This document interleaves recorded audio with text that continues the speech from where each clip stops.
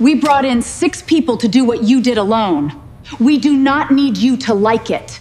We need your badge on the desk. You know what that plan does? It keeps 300,000 homes lit when everything else fails. It is 30 years old, and so are you. Gideon modernized it.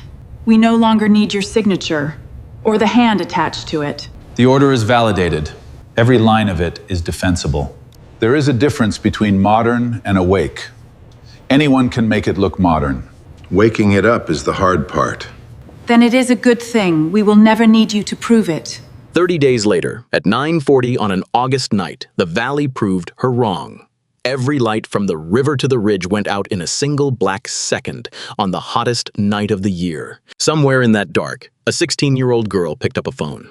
"My grandmother is on oxygen and the power is out and her battery is 90 minutes. Please, she can't wait 90 minutes. And the only person alive who could bring that grid back before the battery ran out was sitting in an old truck in a gravel lot, listening to it happen on a radio he had built himself 30 days after they walked him out with a cardboard box. The ones who can't wait come first. That was the rule he had spent his life on. Tonight it would cost him everything, or save more than he could count. The heat had not broken in 9 days. By 9 that night, the valley still held the day inside it, brick and asphalt breathing warmth back up into a sky that would not cool. And every home from the river to the ridge was pulling hard on the grid to stay livable. Air conditioners ran without rest. Fans turned in the rooms of people too old to sweat well anymore. The demand curve climbed past everything the summer plan had drawn, and it kept climbing. At Valley Power and Light, in the control center downtown, a relay on the main tie line saw current. It was built to fear and did the only thing it knew. It opened to protect the copper that threw the load it had been carrying onto the next line. That line's relay saw the same fearful number a second later and opened too. Then the next. In the length of a held breath, the grid shed itself the way a tree sheds a branch it can no longer feed, one snap starting the next until there was nothing left to snap and the whole valley fell into a single black instant. 300,000 homes went dark at once. In the control room, the big board turned from a map of light into a map of nothing. 6 consultants stood up from their chairs. Gideon Falk stayed in his. He looked at the dead board for a long second, and then he said the first correct thing and the first useless thing in the same breath. "Black start," he said. "We are in a black start. Nobody panics. We have a plan for this." They did have a plan. It was his plan. In the next 20 minutes, it would fail 3 times, and each time it would fail at exactly the same place, and not one of the 6 experts in that room would understand why. The first attempt almost looked like hope. Cutter's Notch came online, the island formed, and a thin line of light crept south across the dead board while the 6 consultants watched it the way you watch a heartbeat return to a flat line. "There it is," one of them said. "It's holding. Bring up the priority load."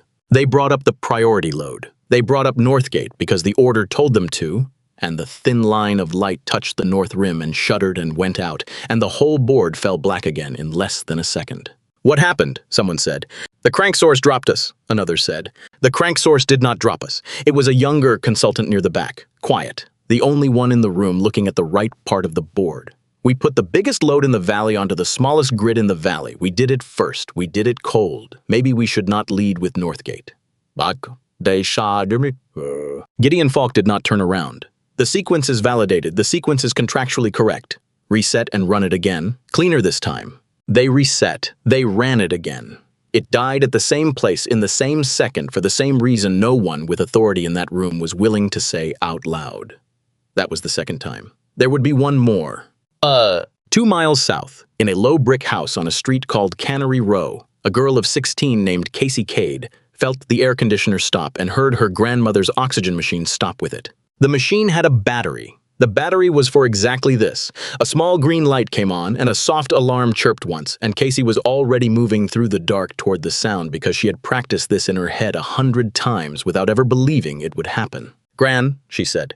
"Gran, the power's out. The machine's on battery. You're fine. I'm right here." Estelle Cade was 74 years old, and she had lived in that house longer than the girl had been alive. She breathed through the little tubes and she found her granddaughter's hand in the dark, and she said the thing she always said. "How long does the battery go?" 90 minutes, Casey said. "It says 90 minutes. That's plenty. They'll have it back before that." Neither of them believed it was plenty. But Casey found the emergency number taped inside the kitchen cabinet where her grandmother had kept it for years, and she called it, and she got a recording, and then she got a person, and she said the sentence that would travel all the way to a truck in a gravel lot before the night was over.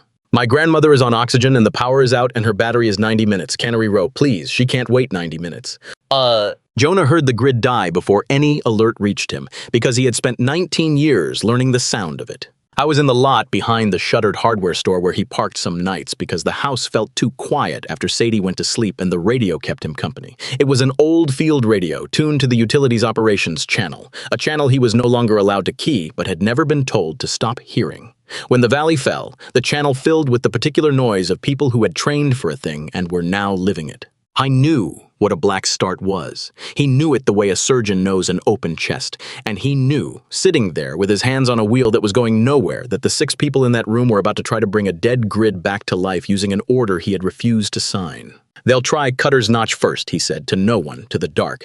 That's the only unit that can crank without us. That part they'll get right. On the radio, a voice confirmed it. Cutter's Notch was coming online. 60 miles upriver, a hydroelectric unit that could start itself with nothing but the water, and its own small battery was spinning up to become the first living cell of a grid that had flatlined. Now they build the island, Jonah said. Small. You keep it small. You bring load back a spoonful at a time, and you match it to what the island can hold.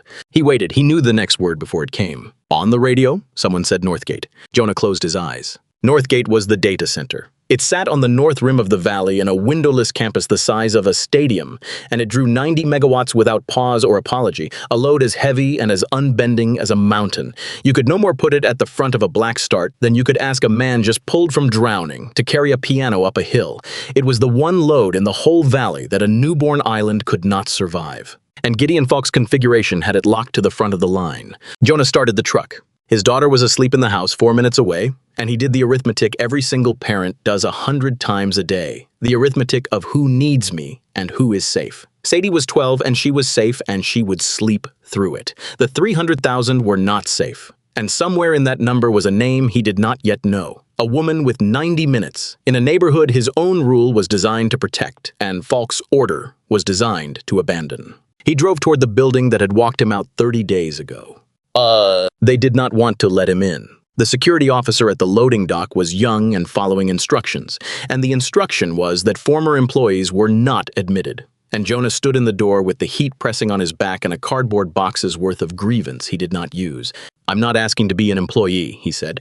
I'm asking to be a man who has done this before, which is a shorter list than you would think. It has one name on it. Sir, I can't.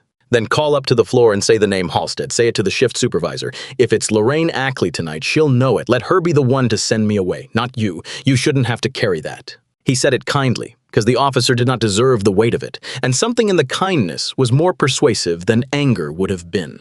The officer made the call. Upstairs, Lorraine Ackley had been running the night shift for 11 years, and she had exactly no time, and 1 dead grid and 6 consultants who kept saying the word confidence like it was a tool. When the name came up from the dock, she felt something she did not have room for, which was hope, and she distrusted it immediately. Halstead, she said into the phone, the one they fired. He says he's done a black start on this grid. So has the whole room, she said, but that was not true. And she knew it was not true even as she said it, and the knowing is what made her add, send him up. It was a little after 10 when Jonah came through the doors onto the floor. 20 minutes of dark, Asawa, and the room already smelled like coffee and fear. The big board was still black except for one thin thread of light stretching down from the north. The fragile island Cutter's Notch was feeding. And as Jonah walked in, he watched that thread reach toward the Northgate campus and swell and collapse. The whole board went dark again. A groan went through the 6 consultants like wind through a field. That's 3, Lorraine said quietly to herself. That's 3 at the same place, Jonah said. Every head in the room turned. Gideon Falk stood up now. He was polite, which was worse than rude.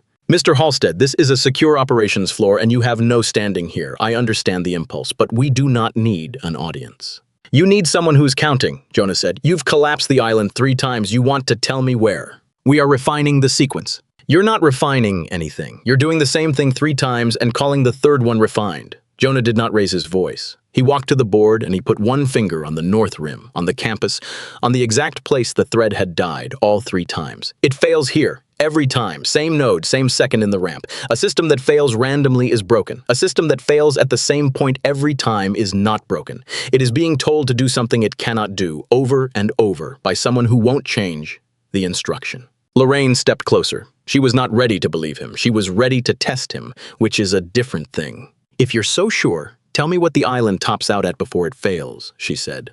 "Don't look at the log, just tell me." "A little over 15 megawatts, Jonah said. "Then it rolls over." She looked at the last failed run on her screen. She did not say the number out loud, but her face did.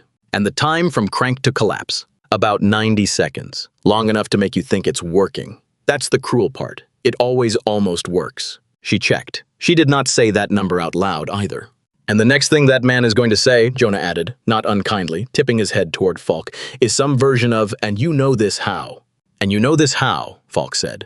Here was the moment. He could stay a man they threw out, or he could tell them who he was. He chose to tell them on purpose because the truth was the only badge he had left.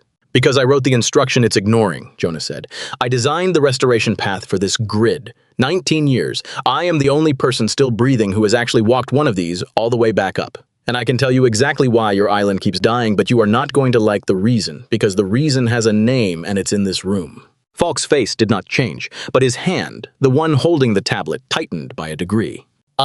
Lorraine Ackley did not trust him yet. She was not a woman who traded 11 years of judgment for one good speech, but she was a woman who watched, and over the next 10 minutes, she watched 3 things that a good speech could not have bought. The first was a prediction, and it was not about a machine. "He's going to tell you to run it again," Jonah said low, only to her, nodding at Falk. "Same order, and when it fails, he's going to blame the hydro unit at Cutter's Notch. He'll say the crank source is undersized. He'll say it in a way that sounds like data. Watch." She watched. Falk turned to his team and said with great calm, "Reset and run the sequence again, and get me the output ceiling on Cutter's Notch. I want to know if our crank source is undersized before we redesign anything." Lorraine felt the hair on her arms rise. It was not that Jonah had guessed a number. Anyone could guess a number. He had guessed a man. He had known before it happened exactly how another human being would try to move the blame away from himself. That was not the knowledge of a technician. That was the knowledge of someone who had stood in these rooms long enough to know how they protect themselves. The second thing was a memory only a builder could hold. "There's a manual override," Jonah told her. "It isn't in the consultant handoff because the handoff was written to make the software look like it drives everything. But I put a hand crank on this, figuratively speaking, a way to override the load order from the console physically, one breaker at a time, if the automation ever locked up. Panel 4. There's a key. It used to hang on a hook behind the door because that is the kind of place you actually find a key when everything else has failed." Lorraine walked to the door without a word. She reached behind it. There was a hook. On the hook was a key. She had worked in that room for 11 years and never once noticed it, because you do not see the thing that has never mattered until the night it is the only thing that matters. The third thing was a refusal. Cole had come down to the floor by then, and Cole was a person who managed problems by finding the price of them, and she found Jonah in a corner and offered him the price. "Fix this quietly," she said, "and there is a version of tonight where you are reinstated tomorrow with an apology and a raise, and none of this leaves the room. Or there is a version where you humiliate my consultants on a night the whole state is watching, and you are a bitter former employee who trespassed onto a secure floor. Choose the first one. It's better for you." "It's better for me," Jonah agreed. "You noticed that too." And then he turned it down. He said no to the thing that was good for him, in front of the supervisor whose trust he needed, and Lorraine Ackley saw a man refuse his own rescue because taking it meant staying quiet about why an old woman on Cannery Row was going to run out of air. That was the moment her distrust broke. Not the speech, the refusal. "Okay," Lorraine said. "Okay, tell me what's really happening to my island." "Your island isn't dying," Jonah said. "It's being held under." He said it to the whole room now, and it landed like cold water. "A grid this size doesn't just die," he went on. "Nothing that large ever just dies. It gets held under by someone sure they are doing the right thing. 3 times tonight, this island reached the North Rim, tried to pick up the Northgate campus, and drowned under the weight of it. 90 megawatts cold, all at once, onto a system that had maybe a fifth of that to give. It's like asking a newborn to lift a grown man. It will fail every time you ask, and the sequence keeps asking because the sequence has Northgate locked to the front of the line. The restoration order prioritizes critical contracted load, Falk said. That is not a secret, that is policy. Northgate is not critical load. Northgate is expensive load. Those are not the same word, though I understand the temptation to confuse them. Jonah turned to the board. A hospital is critical load. A man on a home ventilator is critical load. A woman on oxygen with 90 minutes of battery is the most critical load there is, and I would bet everything I have left, which is not much, that she is sitting somewhere in a neighborhood your order restores dead last. Lorraine's console chirped. She read it. Her face changed. Dispatch relayed a welfare call, she said slowly. Cannery Row. A woman on oxygen. Granddaughter says 90 minutes of battery. She looked up. That was 20 minutes ago. The room was quiet. On the board, the dark south end of the valley held Cannery Row inside it, unlit, uncued, last in a line that had not even started to move. 70 minutes, Jonah said. She has 70 minutes, and your order won't reach her for hours because it's still trying to lift the piano. For a moment, nobody did anything, and the not doing was its own kind of loud. The consultants had stopped pretending to work. Lorraine had stopped pretending she was in charge. Somewhere under the floor, the building's own batteries hummed, keeping the lights on in this one room while the rest of the valley sat in the dark, and the small unfairness of that was not lost on anyone. Colin Bray crossed the room and set a paper cup of water next to Jonah's hand without being asked. It was a small thing. It was the kind of thing you do for a person you have decided to follow before you have admitted to yourself that you have decided it. You trained me on the summer plan, Colin said, low, just to him. 6 years ago. You made me recite the pickup order until I hated you. I still know it. I could say it in my sleep. Then you know I'm right about the North Rim. I knew you were right about the North Rim before you walked in, Colin said. I just don't have the standing to be right in this room. You do. Jonah looked at the boy, and at the water, and at the black board. And for one breath he let himself feel how tired he was, and how close it all was, and how much he did not want to make the enemies that being right was going to require. That breath was the mistake. That breath was where the old fear got back in. Here is where a lesser man would have simply been right, and swept in, and saved everyone. Jonah did not do that. Jonah, for one bad stretch of the worst night of his professional life, did the thing he had spent 9 years swearing he would never do again. Because Cole was still standing there, because the offer was still in the air, the reinstatement, the apology, the raise, the version of tonight where he did not have to be the man who tore the roof off his own former company on live television, because there was a boy on the floor named Colin Bray, 26 years old, who Jonah had trained years ago and who was looking at him the way you look at the one adult who might know what to do, and it would have been so easy to keep that boy's respect by simply being the competent one, the reasonable one, the one who worked inside the rules. So when Colin asked him quietly, "What do we do?" Jonah heard himself answer in the old voice, the rigid voice, the voice from 9 years ago. "Run it by the book," Jonah said. "Bring up Northgate first like the order says, but throttle the pickup. Ramp it slow instead of cold. Maybe the island holds if we feed it the big load gently."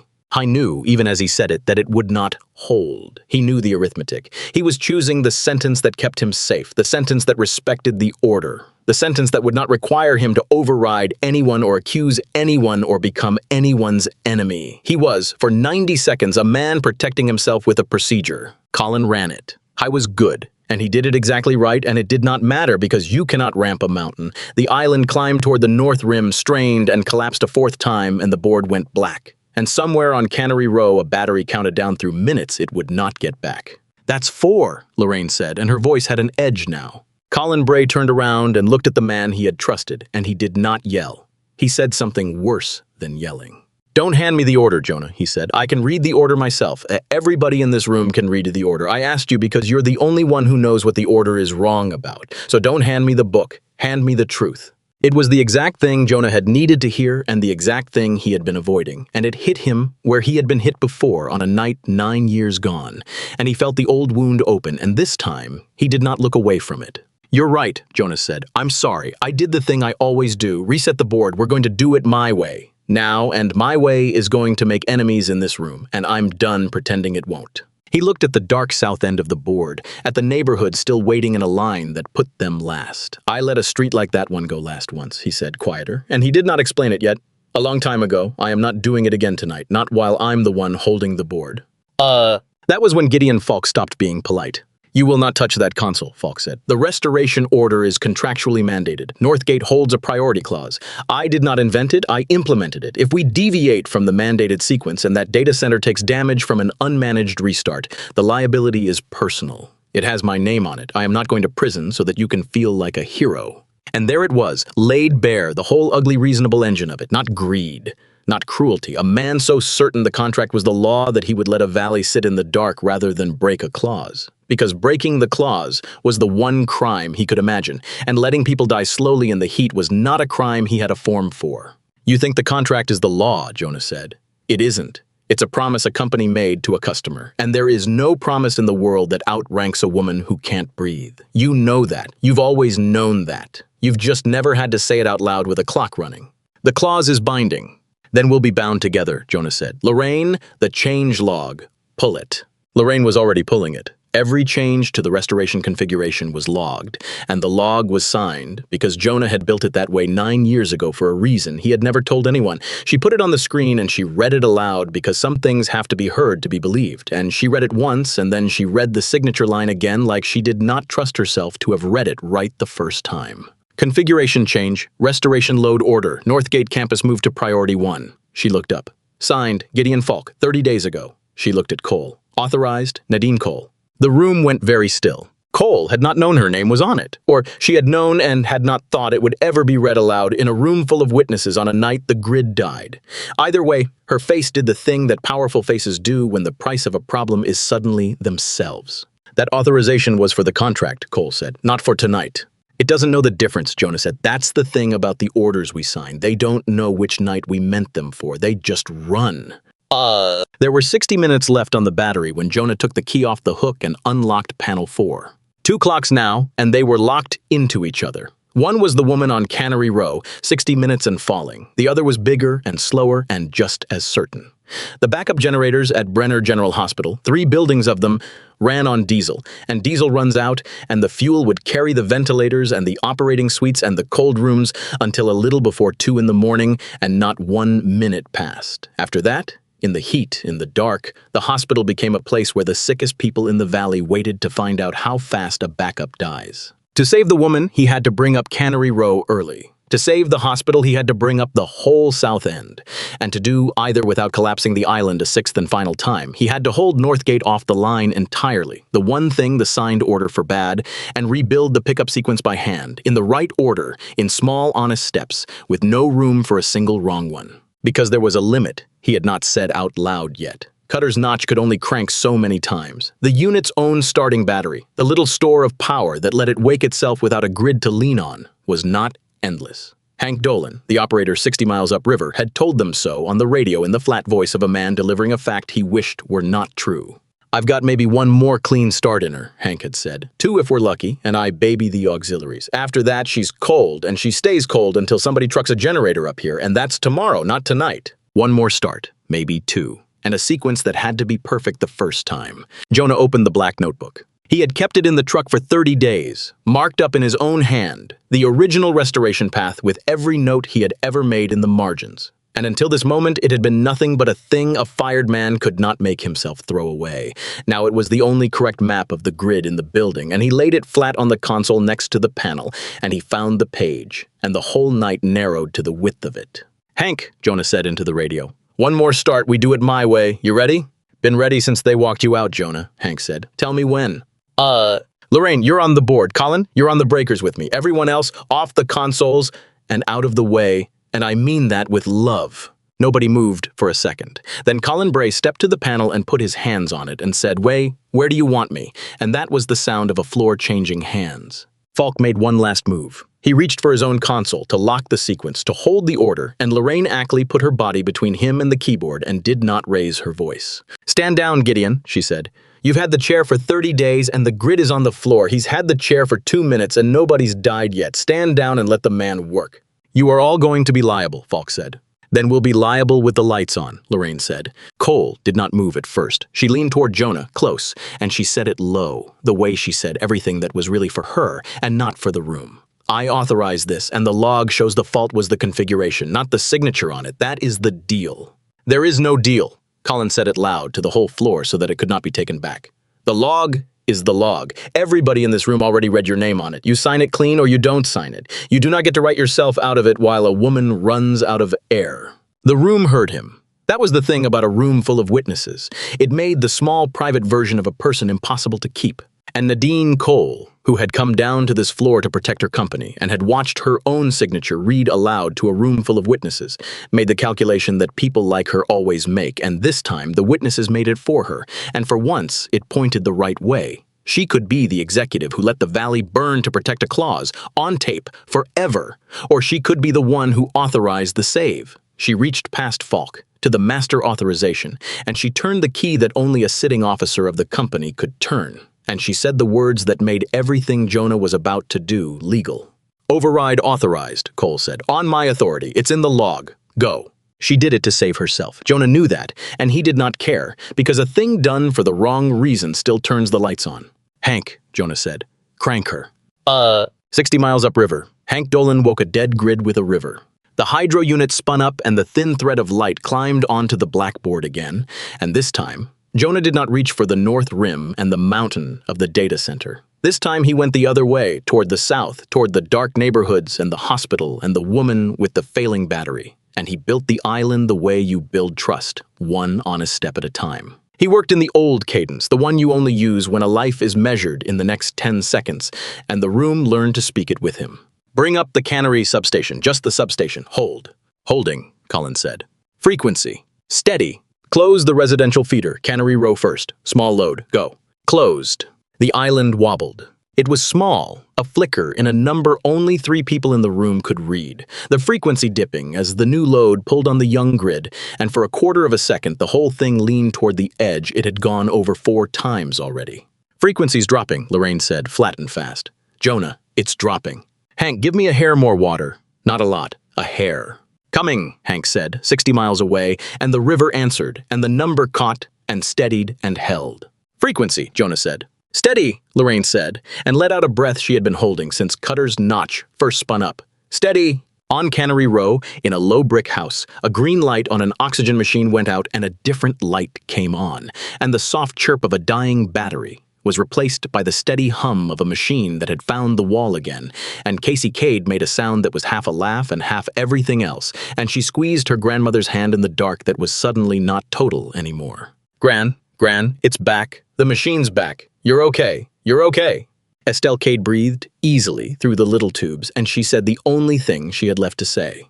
"I never doubted somebody would come," she said, which was not quite true, and was the kindest kind of lie, the kind you tell to thank the world for not being as bad as you feared. Nobody in the control room heard it. They were already moving to the next step. That is how these saves happen. The person who is saved says something no one hears, and the people who did the saving are already looking at the next feeder because the island is still small and the hospital clock is still running toward 2. It had taken the better part of 40 minutes to get one street its light back, 40 minutes of closing a single breaker and then waiting, breath held, to see if the newborn island could bear the weight of it before closing the next. That was the whole cost of doing it in the right order. It was slow, and it was small, and it was worth every second, and the clock on the board read a little before 11 when Cannery Row came home. Hospital next," Jonah said. "Brenner General, but not all at once. Ward by ward. Bring up the emergency wing hold. Let the island settle, then the towers." "That's slow," Falk said, from the edge of the room where he had become a spectator. He said it not as an attack now, but almost as a question. A man watching his own certainty come apart and reaching for the last piece of it. "You could pick up the whole hospital in one close. You're leaving capacity on the table." "I'm leaving capacity on the table on purpose," Jonah said, and he did not look up from the notebook. "That's the whole thing you never learned. You bring back the ones who can't wait first, and you bring them back gently, and you leave room for the island to breathe between each one, because a system coming back from the dead is fragile in a way a healthy one never is. You want to look strong, you grab everything at once. You want to actually save people, you go slow and small and in the right order. You bring back the ones who cannot wait, and you let everything else hold the dark a little longer." The emergency wing came up. The island held. The towers came up. The island held. Ward by ward, the biggest building in the valley crossed back over into the land of the living, its ventilators sighing over to wall power one machine at a time, its cold rooms humming, its backup generators falling silent at last with fuel still in them and hours to spare before the 2 in the morning line where the diesel would have run dry because someone had reached them in time. And only then, with the 2 clocks beaten, with the woman breathing and the hospital lit, did Jonah Halstead tell the room the thing he had carried for 9 years. And he told it not because it would fix anything. but because it was the price of the night and he had finally decided to pay it out loud. 9 years ago, there was a smaller outage, Jonah said. A storm, not a heat wave. Half the grid, not all of it. And I ran the restoration, and I ran it by the order, the same kind of order that's sitting locked on that console right now. The one that says the paying accounts come back first and the poor streets come back last. The room was quiet. Colin had stopped moving. Lorraine watched him with an expression he could not name and did not try to. There was a man named Gus Trilby, Jonah said, home ventilator like tonight. He lived on a street a lot like Cannery Row, and his street was queued last because the order said so, and I followed the order because I was young and I thought following the order was the same thing as doing my job. He was 2 hours down the list. He did not have 2 hours. And I found out later that I could have moved him up with a single close, one breaker, 30 seconds of my attention, and I did not, because moving him up meant deviating from the sequence, and deviating from the sequence was the one thing I had been trained to fear. He looked at Falk when he said it, not with anger, but with a terrible recognition, one man looking at the younger version of his own mistake. That's you, Jonah said gently. That's exactly you. I know that fear from the inside. I built a life out of that fear. It cost my marriage, and it cost me 9 years, and it cost a man named Gus Trilby everything he had, and I am telling you all of this now, not because it fixes tonight. Tonight is already fixed. Lorraine fixed it, Colin fixed it, Hank fixed it, Nadine's signature made it legal, and the log will show she meant to. My confession doesn't turn on a single light. It's just the bill. I've owed it for 9 years, and I'm paying it in front of you because you deserve to know the order you followed tonight has a body under it from the last time somebody followed it without thinking. Nobody spoke. On the board, the whole south end of the valley glowed, and the thread had become a web, and the web had become a map of light again, spreading north now that the island was strong enough to carry it, reaching it last. Safely, last of all, toward the Northgate campus that could finally be picked up without drowning anyone. The mountain came up last, once the island was strong enough to lift it. That, Jonah thought, was the whole argument in one line. Not never, last.